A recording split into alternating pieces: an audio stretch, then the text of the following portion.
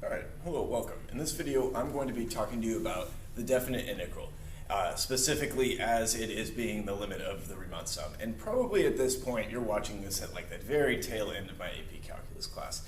Traditionally, I have kind of only mentioned this as we're going through and learning about integration, and then kind of at the end, I have gone and given this type of presentation because occasionally on the AP exam there's a multiple choice question that asks you about kind of that relationship between the definite integral and the limit of the Riemann sum. So at this point, what you probably know is that the true amount of area under the graph of f between a and b, we write it using that integral symbol, the integral from a to b of fx dx, and that it's equal to the limit of the Riemann sums as the as the rectangles get really small and their number goes to infinity. So what I'm just going to say for now, what you know is it is the limit, in some sense, of some kind of sum of f of x's multiplied by delta x's, right? Because we've got experience taking Riemann sums, given a table of data, even given a function, we can, evaluate a Riemann sum. But we need to like a little more detail on this, right? We don't have any index, we don't have any taking the limit as anything goes to something else. So what's going on here? Well, a Riemann sum necessarily is like a finite sum of rectangles with height f of x and with delta x. But the height of f of x can change in different places on your interval, right? And then we've seen on those table problems, sometimes the width of each subinterval is not the same, so each delta x could be different. And so that's where we say, it's the sum over I, as we have these different xi's and these different delta xi's. And, okay, I'm going to just assume that we're going to start at 1 and go up to n, where n is the number of subintervals, and that'll be important for our purposes today. Okay, and then what's really the definition of the definite integral that I'm building up over here is it's the limit as this thing goes to 0. But you might not know what that is, and that's kind of an analysis discussion. What that means is that the width of the widest rectangle goes towards 0. Okay? Now what that's going to imply, you can probably think through this yourself. If the width of the narrowest rectangle, if the width of the widest rectangle goes to 0, that will necessitate on this interval right here, or really on any interval, an infinite number of rectangles. So this necessitates that n is going to infinity, and that's what you'll see on those college board problems. That's what the limit is taken as. It's the limit as n approaches infinity of some kind of Riemann sum. Okay? So I think at this point, I'll just mention that this is the definition of the definite integral. And I'll also mention that I won't be computing any integrals this way using the limit of the Riemann sum. I'll do that in a separate video. I may even record that today. I've got an example kind of like held back that I have used in the past when people ask me like, hey, can you actually compute a definite integral using the limit of a Riemann sum? And the answer is yes, but it's very tedious and not that exciting. Do it in a different video. Okay. All right, so now I want to talk to you about a specific example. So I want you to consider y equals x squared, the area underneath that from 0 to 1, because that's like a very friendly integral. It's one that we can actually probably compute in our head, and we'll be able to visualize the Riemann sum quite nicely, I think. So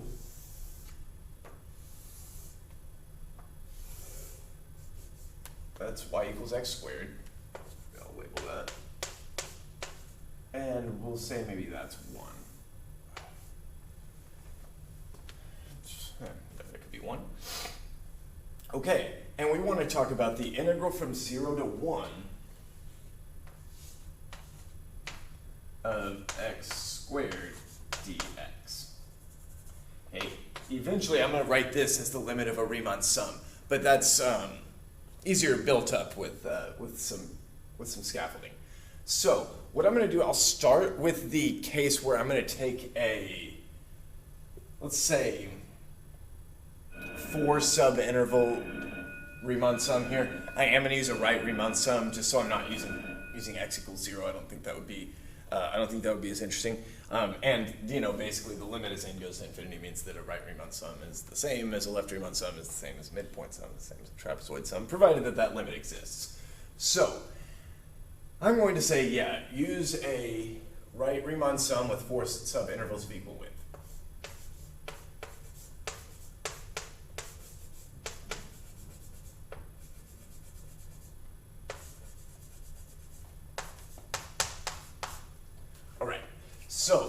we're going to do is we're going to split this thing up into 4 pieces, right?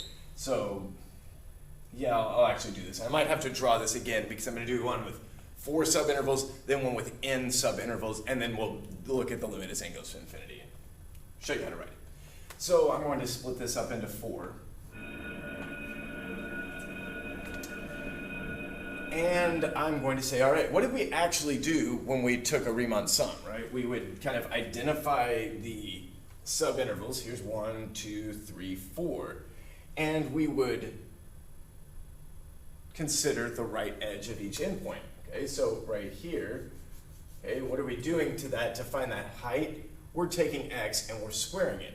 So this is 1/4 squared times the width of the interval is 1/4. Plus, then the next one, okay, that's going to be 1/2. But I want to write this as 2/4. Okay, I think on my notes I'd said to start with n equals 5 to avoid this, but like that's just going to be too many terms. It's going to kind of get a little noisy. But 2/4 squared times the width again is 1/4 plus. Okay, then for the third one, I'm going to take the height is 3/4 squared. Really, right? So if I'm doing one of these, I guess I should maybe draw like this. Okay.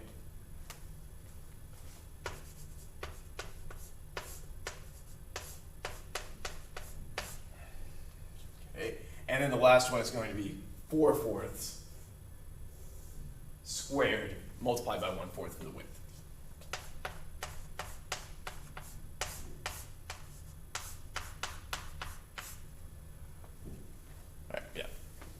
Okay, and that was how we did a right Riemann sum for that integral. Okay, now I think I'm going to have to erase that and talk about, yeah, I'm just going to,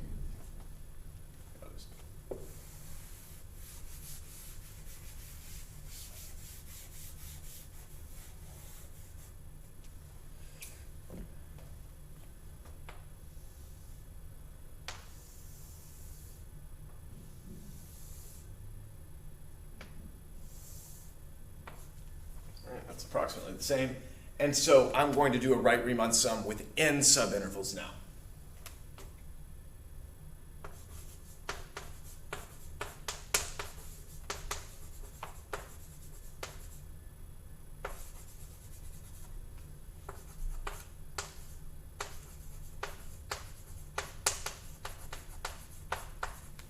All right.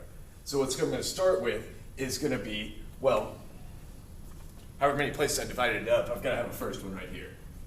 And that's going to be 1/n, okay? And then, you know, if you're evenly spaced, the next one will be 2/n, 3/n, all the way up until the last term. If I'm using a right Riemann sum, I've got to stop here. And 1 is n/n, okay? So that makes sense that I would have n subintervals. Okay, so it's going to be 1/n squared multiplied by 1/n. Plus, I'll do the second one.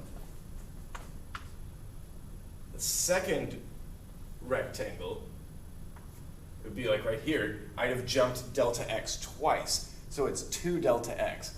And delta x is the width of the interval, b minus a, divided by n. I'm going to come back on that. So plus 2/n. What the function does is it takes the x value and it squares it. It's a relatively simple function. Okay, the width of the subinterval, I'm assuming they're all evenly spaced, still 1/n. Then I'm going to add all of the rest of them.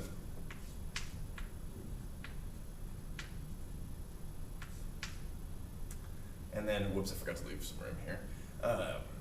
Okay, n/n squared multiplied by 1/n. Now, really what I know is that it's going to be the limit of this. So maybe okay.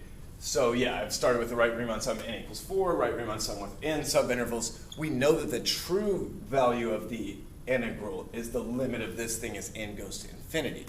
But what I want to do is I want to kind of collapse this down and into summation notation. So this is going to be equal to the sum of some, it's always some number squared multiplied by 1 over n.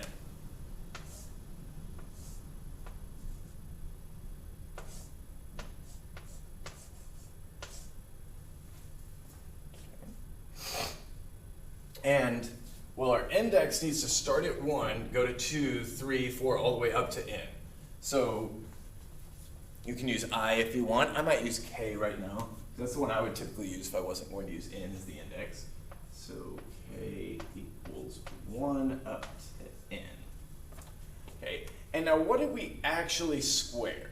We actually squared k divided by n, because k started at 1, k goes to 2, 3, and so on.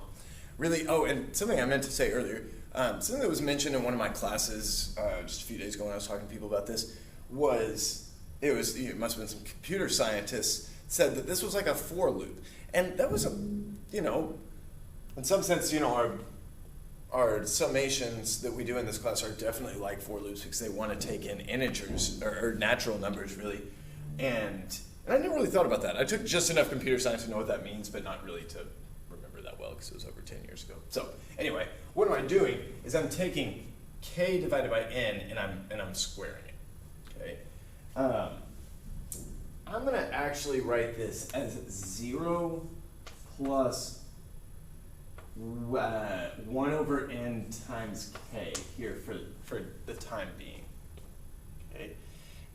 Because I'm going to point out, you'll see later that this is going to be the beginning value of the region of integration. It's like the a and the integral from a to b. This is delta x, and that's, k is the index. And then, this thing that we're squaring it, we're doing that because, well, that's what the function does that I'm interested in. It takes the next value and squares it. So this integral from 0 to 1 of x squared dx is equal to the limit of this expression as n goes to infinity. Okay. I have a worksheet that goes with this that I expect I'll be linking in the description of the video. It's a very good worksheet. It starts off with the matching. So you can, start with this and find this that matches. Okay. Then there's also the opposite on the backside where, I guess it's not matching, but you need to be able to, look at an integral and write the limit of the Riemann sum. That's harder without a list of choices. And then it'll also ask you to do the opposite. And so I think that's what I'm going to do right now is I'm going to write up one of these, and we're going to try to figure out what integral did it represent. So yeah, let me just clear that out right over there. All right, this one is one that's similar to a multiple choice question I saw in AP Classroom recently that I actually thought was interesting, and I thought was maybe a little beyond what we typically ask of an AP Calculus student. But this one, it was something that looked a lot like this, and they had 3 choices of different integrals that it could represent, and it actually represented all of them. And so I will point out that this could represent more than one area, but they're actually the same area up to some kind of transform or something. So what you need to know is that, remember, this is the limit of the sum of f of x times delta x. Okay, so if delta x is equal to 4 over n, and we know that delta x is b minus a over n, that tells me that b minus a equals 4. So the width of my interval is 4. Okay? Now, what you'll see is that oftentimes this is the value of a. And so I could probably go with that, right?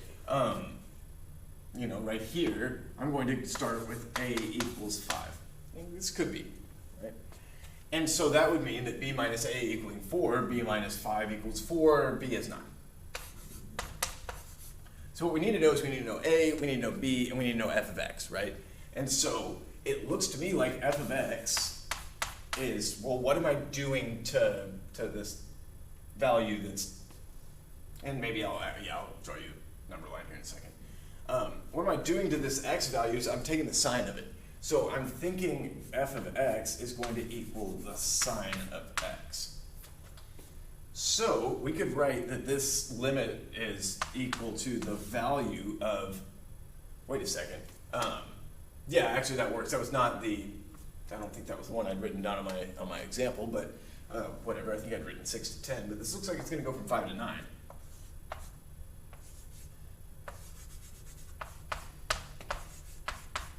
Okay, and that's going to be some horribly irrational number.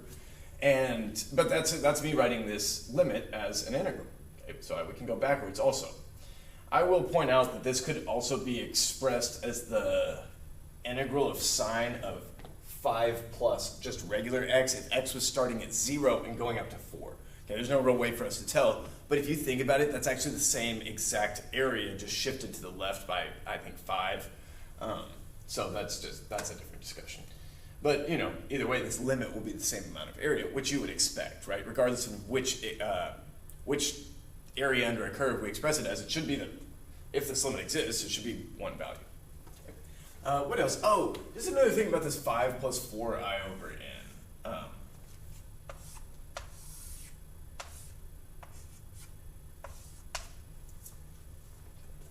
So let's just, if the limit is n goes to infinity, but for, a given number of n's, we have like a finite Riemann sum, say n was equal to 8.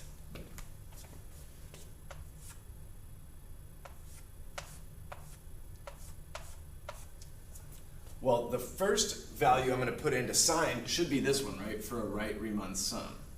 And of course, we could be doing this as left Riemann sums, so we would just let the sum start at 0, but that wouldn't be as... We'd have this extra term that I'd have to be explaining away. So, especially on that one. So, for the first number I'm going to put in, it's 5 plus 1 over n, right? Here, it's 5 plus 2 over n is the value I'm putting into sine. 5 plus 3 over n, 5 plus 4 over n, 5 plus 5 over n, 5 plus 6 over n, 5 plus 7 over n, 5 plus n over n takes me all the way, right? Because it was 8. All right, that's going to be, I think that's good on that. Okay, and then maybe I'll do one more where we could start with the function, or start with the integral and go to the limit of the Riemann sum. I think that would be good. All right, I think this one would be a good one because it's got, something else going on inside of the integrand besides just like one thing, right? Over here we had sine of x. Earlier we were talking about x squared. The other one was just f of x. There wasn't like a whole lot of stuff going on and nothing really to distract you, but like what's that 2 going to contribute here? And really it's just going to be something that we're going to add on to each term. So I think the first thing that you want to do, and when you look at this and you're looking at like an multiple choice scenario where you have 4 series to look at, one of the first ways that we can start eliminating answer choices is by the delta x term. So what I'm going to say is, well, I know that delta x is equal to b minus a divided by n. And b minus a, in this case, is 10 minus 1, so that's going to be 9 over n. Okay? And I know that it's, some kind of sum of f of x times delta x, so I've got my delta x. And then probably what you would want to do is say, well, 2 plus log of x. I'm trying to think of what else I would want to write down before I kind of set up the skeleton. I can't really think of it. So I know that it's going to be the limit as n approaches infinity of the sum as k runs from 1 up to n. Forgot to mention, I used I over here because, although I personally would use k if I didn't have, if I'd already committed to n, they'll use I, they'll use j, they'll use some other letter, right? And we have to be able to recognize that the indexing variable is not always exactly what I would choose or what you would choose, but maybe what the question writer would choose. Okay, so we gotta always be ready for that. All right, the sum from k equals 1 up to n, it's going to be f of x and delta x of xk and multiplied by delta x. Okay. And, well, I guess I could put a square bracket there. Well, what is xk going to be? Xk is going to be 1 plus k delta x. So I'll have, it'll be 1 plus 9k over n. So this,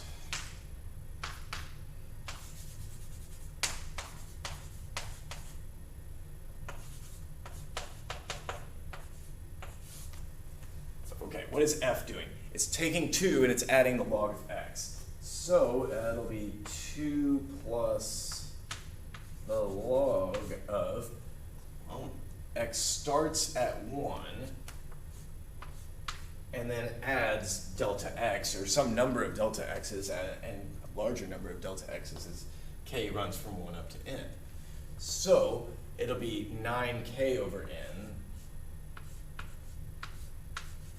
You could also write this as 9 over n times k if that makes, if you like, that helps you see it a little better. All right, that's f of x, and then delta x is 9 over n. And we're going to let that sum, run from 1 to n and take the limit as n goes to infinity. And this is us writing an integral as the limit of a Riemann sum. All right, so I've done it forwards, I've done it backwards. At this point, you need the practice. You need to just jump in there on that worksheet and fill in the matching, go flip to the backside.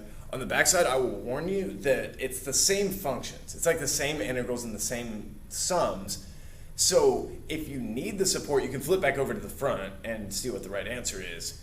I'll also be posting solutions and stuff, but it's the same. It's intentionally the same integrals on the back to kind of give you that extra level of support in case you need it. All right, but other than that, that's all you need. So happy practicing.